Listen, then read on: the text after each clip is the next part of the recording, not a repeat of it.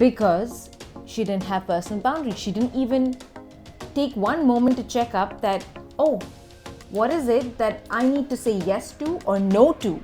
Because she didn't craft it, or even if she's crafted it, she's forgotten about it. Right? If the person says, well, we're going to go out on a Wednesday night, then instantly say, no, I don't drink. But if it's on a Friday night, yeah, I'll come out for a drink, but I'll just have two. You've set the rules. Welcome to the Us Obsessed show, where we share stories, deep life experiences, and turning points to wake humanity up to the truth of who they are. Let's talk about the big B. Boundaries. But not just any boundaries, guys. Personal boundaries. Hi, family. This is Kanika. And I'm Peter. And here we are again with yet another episode, empowering you with tools and tips and tricks for you to show up as your best self. The Us Obsessed show is here with you again, and what we're about to show you is all about personal boundaries. Well, we'll have a chat about it anyway. So, what is personal boundaries? Can you define that for us, Kanika? You know, Peter, I think personal boundaries is a sacred space for me that is just dedicated towards me. But what do you think? Do you have a good analogy? Oh, look, there's a lot of analogies, but when it comes down to personal boundaries, the definition of it, well, really it's a space with it's yours, and then you have this like a little fence. Like a little fence that goes around the outside, all connects around, so it's like a big circle around you. And then within you, your space is your personal boundaries, and that outside the boundary fence, because I'm a farmer, so I know this, on the outside you have the people you don't want in that space. Or you want, in a farmer's perspective, you have a space where you've got all your animals that can't get past into your personal house yard or your personal space or in with other animals. So you have these boundaries. And so in nature we have boundaries for ourselves. And unfortunately, there's quite a few people that don't understand that they need to do some fencing. I think they need to actually fix the holes in their boundary fence. And so I think that's important that we touch on that, what sort of boundary fence do we have for a start, and how we actually fix those fences. Yeah, because you know, guys, we don't realize that a personal space has to be established so that we can achieve so much more. You know, for me, my personal boundaries help me achieve my dreams and goals, because it brings me to a space which is just exclusively dedicated to me and my reflections, so that I can just go back and journal, what do I really want to craft in life? What do I want to dream in life? What are those actionable steps I want to take so that I can achieve my goals? And these are items that are non-negotiables.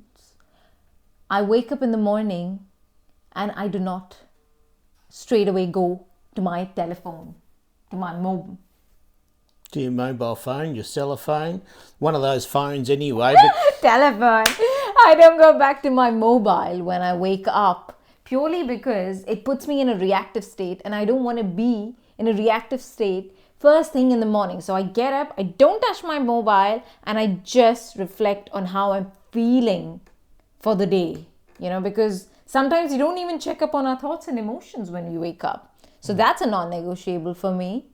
If someone tells me, skip breakfast and let's just go out and eat something. No, what I put into my body the first thing in the morning, a nutritious, healthy breakfast, is something that is personal to me, and I care about it a lot, because my personal body is this vehicle that's going to help me achieve all my goals and dreams. So it helps you in less decision making as well sometimes, because now you know that, if this option comes to me, it's gonna defy my personal boundary, so I just let that out, and so many people don't realize that. Yeah, and that's a really good point, because for instance, from a male perspective, quite often as males we'll say to our friends, let's go for a drink. And your boundary might be that, yeah, you might have a drink occasionally for an alcoholic drink, but only on Fridays and Saturday nights. So if the person says, well, we're going to go out a Wednesday night, then instantly say, no, I don't drink. But if it's on a Friday night, yeah, I'll come out for a drink, but I'll just have two. You've set the rules. Yeah. You've turned around to your friends, so these are my personal boundaries. I'll happy to come and have a drink with you, but it's only for those two drinks, and it's because it's a Friday night. And it's a rule book you make, which is literally true to yourself, crafted for you, so that you have much more discipline in your life, guys. Because let's face it, you don't achieve much if you don't have self-discipline in your life, and that changes your identity as well. Because you can always strive and envision that, oh, I want to do this and this and this and this and this, but yet you just get consumed with so much around you that you forget why did you even start envisioning that dream. And I have a client, per se, I was just talking to her 3 days back, and she was just telling me that I am just overconsumed. Work's been hectic. I have so many social commitments. I have to do this and that and this and that. And she just felt like everything was crumbling around her, right? Because she didn't have personal boundaries. She didn't even take one moment to check up that, oh, what is it that I need to say yes to or no to? Because she didn't craft it. Or even if she's crafted it, she's forgotten about it, right? Happens so often, yeah. Exactly. And you just exhaust yourself to such an extent. And sometimes this also comes from this other attitude, which I want to know from you guys, how many of you guys do this? This people-pleasing attitude where you really want to give yourself a break and just go lie down and rest after a hectic day of work. But my buddy called me, hey, we're going to go out. Do you want to come? Or first thing is like, oh no, I'm so exhausted. But then the next thought is fear of missing out. What if they're going to have fun? Yeah, the FOMO. Yeah, the FOMO. Yeah, it's crazy. Or you're just like, oh, okay, what if I say no and they might feel bad? We often think that no is bad, but use the power of no in a kind and compassionate way, respectful way, saying, I'm sorry, no, I can't make it. I am exhausted, guys, but you guys have fun and I'll catch you the next event. Yeah, and that's one of our pillars in what we teach is conviction. Conviction, which is belief, belief in yourself to turn around and say, yeah, I can say that. Because you actually have a belief. You've actually set some rules within. I have a belief of this. Now, belief doesn't have to be any religious component. It can just be your own personal boundaries. And that's where it should start. And so having that belief in yourself to say no is so important. And it's empowering. And especially from a woman's perspective. And it's very difficult if you've been downtrodden to get to that point. But by working on your personal boundaries and setting up that fence we're talking about. Now, can I go back into that fence? That fence, if you can have a 1 foot fence and people can just step over it, it's not very good in personal boundaries. Now, that might be the analogy of saying, well, instead of saying no, I might say maybe. And so, yeah, maybe I could. And so you're basically saying yes because you can be, twisted your arm and I'll go along and I'll actually come out with you. But if you have a 2 foot fence, then there's getting it towards there. But if you have a 2 foot fence and then have an electric wire on the next one, the third wire, which is at 3 foot, and it'll bite you, means that you've actually put something in place to say no straight away. That no external factor can actually jump in and get to you. Yeah.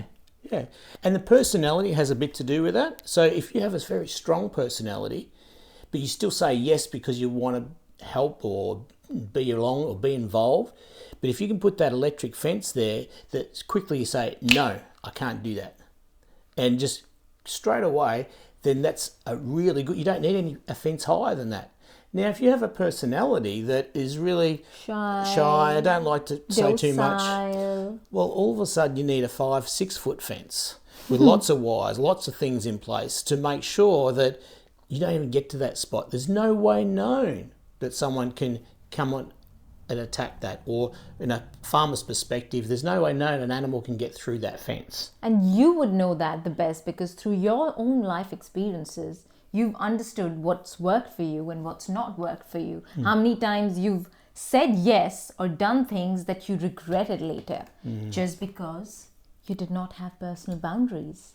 So here's a good reflection for you to think, where are my personal boundaries? Do I even have a personal boundary or not? And if you don't, there's always a start, guys. Yeah. You can just say that, okay, from today onwards, what's that one thing that I can really dedicate myself to so that it improves me? So for me, I have just started a very good routine where I get up in the morning, no phone. I used to have a movement exercise, but now I do actual proper yoga for 10 minutes to have flexibility in my body. And that's a non-negotiable. Even if I'm getting late for some place, I'll ensure I wake up an hour early, but do that because that helps me get better. And those are important boundaries to have. And it's important to put those rules in place. And so maybe in the comments below, you can actually put in what are some of your boundaries? Which ones do you think other people can get something out of as well? Because we're all here to help each other. And declare it. Because when you declare it, you don't even realize that you empower yourself. So comment below. What's that one thing that you can do today that'll help you get into a better space in your life? Start crafting your rule book. Your personal boundary is your rule book, internal rule book, so that external factors don't get into the way of you bettering yourself each day. Yeah, and while you're there, can you hit the subscribe button too? That'd be good. Just trying to build this little channel. Yep, and like if it resonates, and share it with a friend who you think share it with a friend. It's the most important. With benefit, because we're not just doing this for ourselves. We're doing it for you because together we all rise, guys. Us obsessed, of course. That's who we are. Now, the other thing, there's another analogy I wanted or another actually client that I worked with. And it's a very important thing, especially for the men. This was a man that he had to go from a space of, he went to the gym every day, right? And he enjoyed that. But what it did is it led him into a space of actually not having those boundaries he should have. And so that affected his family in different ways. And he came to me and we worked together and he started putting these boundaries in place and how he did things, and how he could do it. He's thought about in his mind, how can I stop myself from going to the gym and then leading on to doing things I shouldn't do? And so he then thought, well, maybe I could turn around and just cut it down. And so when he went back to be with his family, he cut the amount of times he went down. And then he starts putting rules in place of how long. And so all of a sudden, it becomes not so much of saying stopping it altogether, I'm just going to reduce it. And so he has control on it. And so he has his personal boundaries. He's still involved and still has his friends and whatnot, but it's actually further controlled. So that's just another example of how you can actually work with creating your personal boundaries. That's it. So go make your boundary book with what are the non-negotiables for you. What do you think that you really need to add in so that you can better your life and your day? Because each day contributes towards a better life. And comment below, do you declare today that you will not only empower yourself, but honor yourself through these personal boundaries? Yeah. And the other thing, can we just add to that? Instead of doing everything at once, could maybe just do one each week? Because that way you can make it a habit. You can create that habit properly. And then you gradually bring in those, write them all down, like Kanika said, write them down, but each week just add another one. So it's not overwhelming and you're not trying to change a whole life. Yeah. Because you will change your life, but bit by bit makes it easier. Baby steps, doesn't let the mind trick you. But we're working with a lot of different clients with Us Obsessed, and we're happy to work with you if you'd like to as well, just to help you along the way. And we can go through all our pillars of purpose just to get you to a point that you really have total control, because that's important that you have that foundation to really take yourself to the next step and work with your partner or with your friends or who it is, With your family. And that's so important, and we'd love to be involved in helping you in that regard. But number one thing is really have that conviction of who you really are, so you can actually implement these things. That's it.